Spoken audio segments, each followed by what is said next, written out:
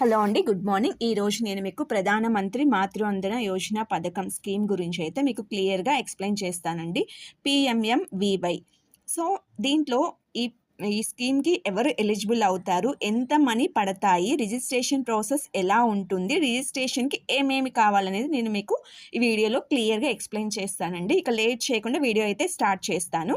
So first of all మనకి ఎవరు eligible అనేది మనకు తెలుసుకోవాలి కదండి. ఈ ప్రధానమంత్రి మాతృవందన యోజన పథకం కింద ఎవరు అర్హులు అంటే గర్భిణీ మహిళలు మరియు బాలింతలు, వీళ్ళిద్దరికి కూడా ఈ పిఎంఎంవివై స్కీమ్ అయితే వర్తిస్తుందండి.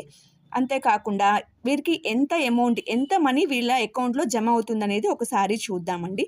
మొదటి గర్భవతిగా ఉన్నప్పుడు ఆమెకి పాప పుట్టినా, బాబు పుట్టినా, ఎవరు పుట్టినా సరే ఆమె అకౌంట్లోకి అయితే 5,000 అమౌంట్ అయితే జమ అవుతుందండి.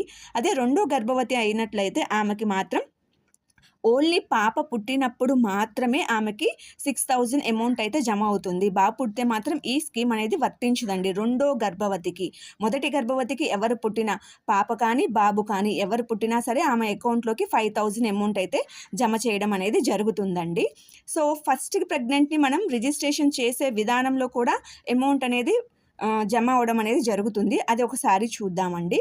ఇక్కడ చూసినట్లయితే గర్భవతిగా ఉన్నప్పుడు రిజిస్ట్రేషన్ చేసినట్లయితే ఫస్ట్ ప్రెగ్నెంట్ అనే మహిళ గర్భవతిగా ఉన్నప్పుడే మనం రిజిస్ట్రేషన్ చేస్తే మొదటి విడతగా ఆమెకి 3,000 రూపాయలు గర్భవతిగా ఉన్నప్పుడే జమ అవుతుందండి ఆమె అకౌంట్లోకి. తర్వాత ఆమెకి డెలివరీ అయిన తర్వాత పాప పుట్టినా, బాబు పుట్టినా రెండో విడతగా 2,000 రూపాయలు అయితే ఆమె అకౌంట్లోకి జమ చేయడం అయితే జరుగుతుందండి. అదేవిధంగా అట్లా కాదు, ఆమె ప్రెగ్నెంట్గా ఉన్నప్పుడు మనం ఎంటర్ చేయలేదు, ఒకేసారి ఆమెకి డెలివరీ అయిన తర్వాత మనం డేటాని ఎంటర్ చేస్తున్నాము. ఒకేసారి డెలివరీ అయిన తర్వాత మనం రిజిస్ట్రేషన్ చేస్తే పాప పుట్టినా, బాబు పుట్టినా ఆమెకి ఏమవుతుందండి, ఒకేసారి 5,000 రూపీస్ అయితే ఆమె అకౌంట్లోకి జమ అవ్వడం అయితే జరుగుతుందండి. తర్వాత వచ్చేసి నెక్స్ట్ ఇదే విధంగా మనము రిజిస్ట్రేషన్ చేసేటప్పుడు మొదటి బిడ్డ లేదంటే రెండో బిడ్డ రిజిస్ట్రేషన్ చేసేటప్పుడు కొన్ని నియమాలు అయితే ఉంటాయండి. వాటిని మనం అవేంటో ఇప్పుడు ఒకసారి చూద్దాము.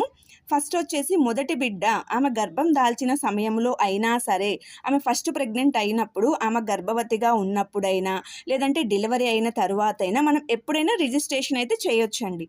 కానీ మనకి సెకండ్ ప్రెగ్నెంట్గా ఉన్నప్పుడు సెకండ్ ప్రెగ్నెంట్ యొక్క రిజిస్ట్రేషన్ అనేది ఆమెకి బేబీ పుట్టిన తరువాత, అది కూడా ఆడపిల్ల పుట్టిన తరువాత మాత్రమే మనకి రిజిస్ట్రేషన్ చేయాలండి.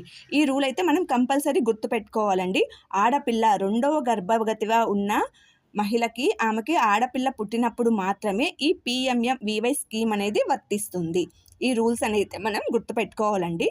ఆ తర్వాత వచ్చేసి మనం మొదటి బిడ్డ కోసం గర్భవతి సమయంలో ఫస్ట్ ప్రెగ్నెంట్గా ఉన్న మహిళకి మనం పిఎంఎంవివై స్కీమ్ని మనం ఏ విధంగా ఎన్రోల్ చేస్తున్నాము, ఆమె గర్భవతిగా ఉన్న సమయంలో ఎన్రోల్ చేయాలి అంటే మనకి ఏమేం కావాలనేది ఒకసారి క్లియర్గా చూద్దాము. ఆమెకి ఏమేం కావాలి అంటే ఆధార్ కార్డ్ అండి. ఎవరైతే గర్భవతిగా ఉందో ఆమె యొక్క ఆధార్ కార్డు, అది కూడా స్పష్టమైన లేటెస్ట్ అప్డేట్ అయిన ఆధార్ కార్డు కంపల్సరీగా అదైతే కావాలండి. ఆ తర్వాత వచ్చేసి మొబైల్ నెంబర్ కూడా కంపల్సరీ, లబ్ధిదారులు యాక్టివ్ మొబైల్ నెంబర్ అండి. తర్వాత వచ్చేసి రేషన్ కార్డ్ ఫోటో ఉండాలి. నెంబర్ తప్పనిసరిగా ఉండాలండి. ఆ రేషన్ కార్డ్ మీద కూడా నెంబర్ క్లియర్గా మనకి కనిపిస్తూ ఉండాలి.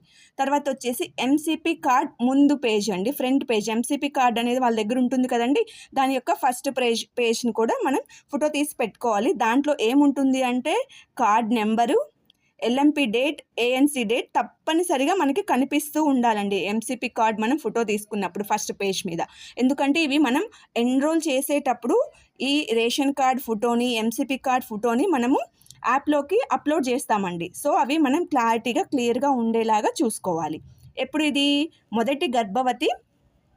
మొదటి బిడ్డ కోసం గర్భవతిగా ఉన్న సమయంలో మనం ఈ స్కీమ్ని అప్లై చేస్తున్నప్పుడు, ఈ స్కీమ్లో ఈ పిఎంఎంవివై స్కీమ్లో మనం ఎన్రోల్ చేస్తున్నప్పుడు. అలా కాకుండా ఈ విధంగా అయితే మనం ఎన్రోల్ చేయొచ్చు అండి. అప్పుడు ఈమెకి ఎంత అమౌంట్ పడుతుంది, 3,000 రూపీస్ అయితే ఈమె అకౌంట్లోకి జమ అవుతుంది. తర్వాత వచ్చేసి ఈమెకి బేబీ పుట్టిన తరువాత మనకి మళ్ళీ 2,000 అమౌంట్ ఆమెకి పడాలి కదా ఆమె అకౌంట్లోకి. అలా పడాలి అంటే తర్వాత మనం ఏమేమి తీసుకోవాలి, వాళ్ళ దగ్గర నుంచి ఎటువంటి డేటా తీసుకొని మనం ఆన్లైన్లో మనము ఈ పిఎంఎంవి స్కీమ్ ప్రాసెస్లో మనం ఏ విధంగా ఏం రిజిస్ట్రేషన్ చేయాలంటే డెలివరీ డేట్, తర్వాత వచ్చేసి డెలివరీ అయిన స్థలము, ఆసుపత్రి పేరు, place of delivery and name of hospital. తర్వాత వచ్చేసి తప్పనిసరిగా ఇమ్యునైజేషన్ డీటెయిల్స్ అండి కంపల్సరిగా అప్లోడ్ చేయాలి. బీసీజీ, తర్వాత 6th week, 10th week, 14th week ఈ ఇమ్యునైజేషన్ డేట్స్ అనేవి మనం కంపల్సరీగా మన యాప్లో మనము అప్డేట్ చేసిన తర్వాత మాత్రమే రిమైనింగ్ 2000 అనేవి ఆమె అకౌంట్లోకి జమ చేయడం జరుగుతుందండి. ఇది ఒక ఎనదర్ వే. అలా కాదు, కంప్లీట్గా ఆమె బేబీ పుట్టిన తరువాత మనం ఎన్రోల్ చేస్తున్నాము అనుకోండి, అంటే ప్రెగ్నెంట్గా ఉన్నప్పుడు ఆమెను ఎక్కించలేదు ఈ యాప్లోకి, కంప్లీట్గా ఆమె డెలివరీ అయిన తరువాత కంప్లీట్ డేటాని మనం ఎంటర్ చేయాలంటే మనకి ఎటువంటి డాక్యుమెంట్స్ మన దగ్గర ఉండాలి అంటే తల్లి యొక్క ఆధార్ కార్డు ఉండాలి, తర్వాత తల్లి యొక్క Aadhaar card, mobile number, ration card photo, MCP card front page, ఆ తర్వాత వచ్చేసి బ్యాంక్ అకౌంట్ ఆధార్ లింక్ అయి ఉండాలండి, తర్వాత డెలివరీ డేట్, తర్వాత place of delivery, place name of hospital, immunization dates ఇవన్నీ కూడా మన దగ్గర ఉన్నాయనుకోండి, కంప్లీట్గా ఆమె డెలివరీ అయిన తర్వాత ఏదర్ పాప పుట్టినా బాబు పుట్టినా ఎవరు పుట్టినా సరే మనం ఈ యాప్లో ఈ వెబ్సైట్లో మనం ఎన్రోల్ చేయొచ్చండి డేటాని. ఇది మొత్తం కూడా ఫస్ట్ ప్రెగ్నెంట్గా ఉన్నప్పుడు మనం ఈ విధంగా అయితే ఎన్రోల్ చేసి వాళ్ళకైతే వాళ్ళ అకౌంట్లోకి మనీ అయితే జమ అవుతుంది. ఆ తర్వాత వచ్చేసి సెకండ్ ప్రెగ్నెంట్ అండి. సెకండ్ ప్రెగ్నెంట్కి మనకి రూల్ ఒకటి ఉందండి. సెకండ్ ప్రెగ్నెంట్గా ఉన్నప్పుడు మనం కంపల్సరీగా ఆమె డెలివరీ అయిన తర్వాత పాప పుట్టినప్పుడు మాత్రమే మనకి ఈ స్కీమ్ అనేది వర్తిస్తుంది కాబట్టి అప్పుడు మనం వాళ్ళ దగ్గర ఎటువంటి డాక్యుమెంట్స్ తీసుకోవాలి, మనం ఏ విధంగా అప్లోడ్ చేయాలనేది మనం ఇక్కడ చూద్దాము. కంపల్సరీగా ఏముండాలికి మన దగ్గర ఆమె యొక్క తల్లి ఆధార్ నెంబర్ తీసుకోవాలి, మొబైల్ నెంబర్, తర్వాత రేషన్ కార్డ్ ఫోటో, తర్వాత ఎంసీపీ కార్డ్ ఫ్రంట్ పేజ్, దాంతోపాటుగా బ్యాంక్ అకౌంట్ ఆధార్ లింక్ అయి ఉండాలి, తర్వాత డెలివరీ డేట్ అనేది కంపల్సరీగా తెలిసి ఉండాలి, డెలివరీ అయిన స్థలము, ఆసుపత్రి పేరు, తర్వాత ఇమ్యునైజేషన్ తేదీలు, ఈ డేట్ అంతా ఈ ఇన్ఫర్మేషన్ అంతా వాళ్ళ దగ్గర నుంచి తీసుకొని మనం ఈ PMMVY స్కీమ్కి సంబంధించిన ఇన్ఫర్మేషన్ అంతా తీసుకొని మనము ఈ వెబ్సైట్లో అప్లోడ్ చేసిన తర్వాత ఈ సెకండ్ ప్రెగ్నెంట్కి పాప పుట్టిన తర్వాత వాళ్ళ అకౌంట్లోకి 6000 రూపీస్ అయితే జమ చేయడం జరుగుతుందండి.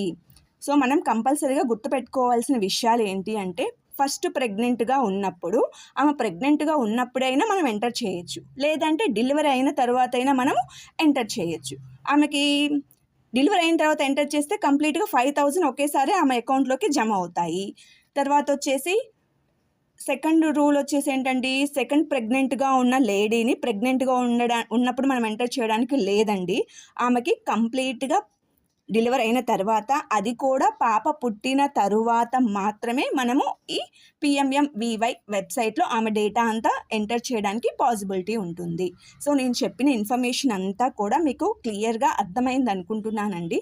నెక్స్ట్ వీడియోస్లో నేను ఈ వెబ్సైట్లోకి ఎలా వెళ్ళాలి, డేటాని ఎలా ఎంటర్ చేయాలి, రిమైనింగ్ ప్రాసెస్ అంతా కూడా నేను మీకు క్లియర్గా నెక్స్ట్ వీడియోలో అయితే ఎక్స్ప్లెయిన్ చేస్తానండి. నేను చెప్పిన ఇన్ఫర్మేషన్ కనుక మీకు నచ్చినట్లయితే నా వీడియోని లైక్ చేయండి, షేర్ చేయండి అండ్ సబ్స్క్రైబ్ చేసుకోండి. Thank you for watching.